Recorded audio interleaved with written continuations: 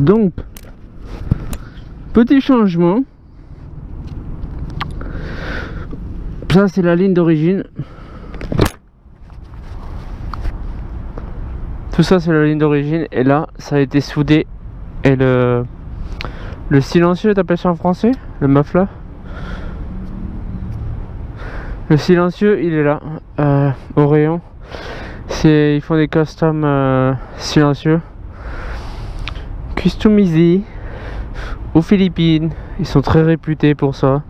Ça a pris 3 heures en fait. Ils ont pris la mesure, ils ont soudé, ils ont mis ensemble ceci, cela, ils ont peint, ils ont mis le logo. Ça je garde le normal pendant 1 an, le temps de la garantie. Et puis après 1 an plus tard, je verrai si je change ou pas, je sais pas. Il est beaucoup plus responsif. Il répond beaucoup plus. Il y a beaucoup plus de couple. Tu sens bien qu'il y a beaucoup plus de couple en fait. Je suis pas en première là. Je suis en première là.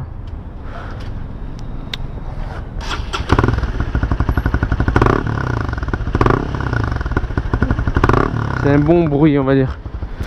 Moi je suis à l'hôpital, je vais pas faire chier les gens avec mon pot. Donc j'ai changé hier. Ouh, ça va être chaud ça.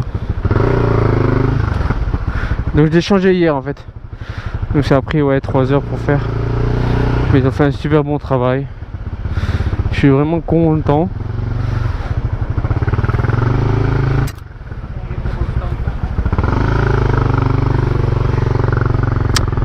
Donc il n'est pas ouvert en fait. T'as un DB killer inside. Un DB killer dedans. Pour tuer le son un peu. Il n'est pas trop ouvert. Il n'est pas aussi bruyant en fait quand tu écoutes. Tu vois ce que je veux dire? Il n'est pas aussi bruyant que ça. Mais il est bien. J'aime bien le son. C'est plus bruyant que le d'origine. D'origine il est très mou en fait.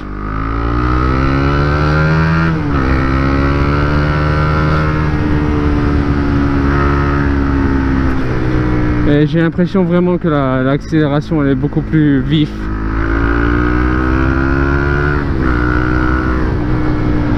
Donc voilà, très content avec ça m'a coûté 100 €. Même pas 100 € parce que c'est 100 €, c'est 6000 pesos. Et ça c'était 5500 pesos. Donc 95 € peut-être. Allez, on va dire 100 €. Non, je suis super content. Franchement, il n'y a rien à dire. Il y a des feux de merde. Ce que j'aime bien ici c'est qu'ils te mettent combien de minutes, combien de secondes à chaque fois sur le feu. Ça c'est nouveau par contre. Je suis pas passé là depuis un moment. Donc un autre problème que j'ai eu, hein, enfin c'était pas un problème ça, le pot. Un autre truc qui s'est passé, cette merde. Ces espèces de cons Honda, à l'usine Honda aux Philippines.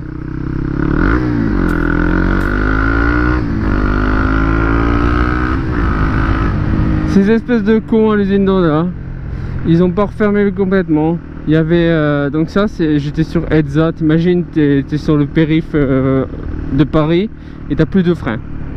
Donc là, j'appuyais sur le frein, t'avais rien. Donc je me suis arrêté.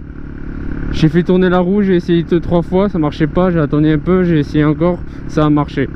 Là j'avais du frein avant, le frein avant marchait après. Et ce qui s'est passé, c'est que je suis allé dans un concessionnaire Honda sur la route et je me suis aperçu qu'il y avait une fuite ici. Donc ce morceau là, quand on enlève, t'as un joint, t'as une plaque et t'as un joint. C'était pas mis proprement en fait. C'était mal mis. Donc j'ai fait un putain de vlog et je le mettrai la semaine prochaine. Parce que ça c'est pas le premier problème d'Honda. Ma roue elle était pas alignée quand elle est sortie de l'usine. Donc après quelques kilomètres, quelques centaines de kilomètres, la roue elle a commencé à craquer. Soit elle n'était pas alignée en sortie de l'usine, soit elle était mal serrée. Et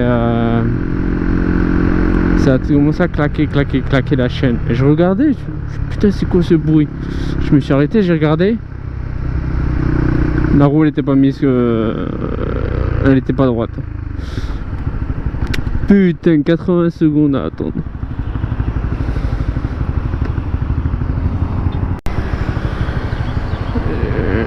Il a customisé sa moto. Très customisé. Les roues, le set et tout.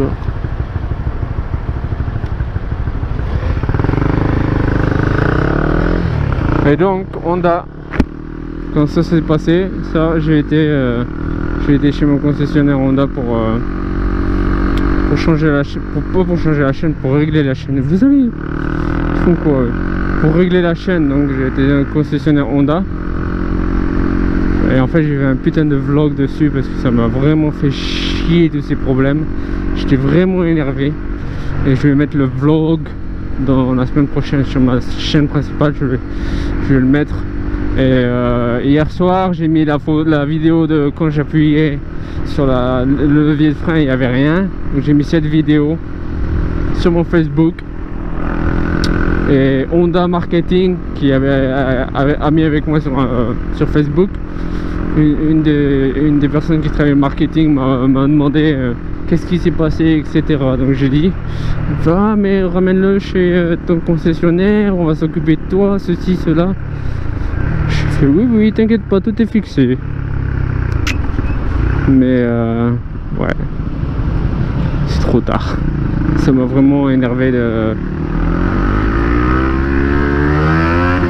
Ça m'a vraiment énervé de... Qui peuvent pas... Qui peuvent pas... Comment t'appelles ça? Qui peuvent pas se... vérifier leur putain de moto quand ils sortent de l'usine, quoi. Tu te fous de la gueule du monde, quoi, c'est vrai. Ici, t'achètes de toute façon ici en Asie du Sud-Est en général, faut toujours vérifier ce que t'as. J'avais vérifié, mais là, comment tu veux que je vérifie ça? Tu vois ce que je veux dire? Ça, c'est impossible impossible à vérifier, quoi.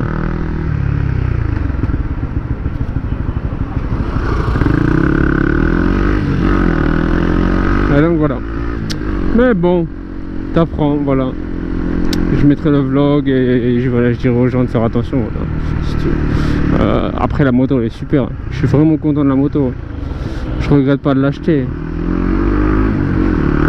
Je regrette juste que les gens ils font pas leur travail proprement, c'est tout. Mais après, la moto elle est super. Elle est bien. Bon, allez, on se voit à la prochaine vidéo. Hein. Abonnez-vous, hein, les amis. Mettez un pouce vert. Tun, tun, tun, tun, tun, tun, tun.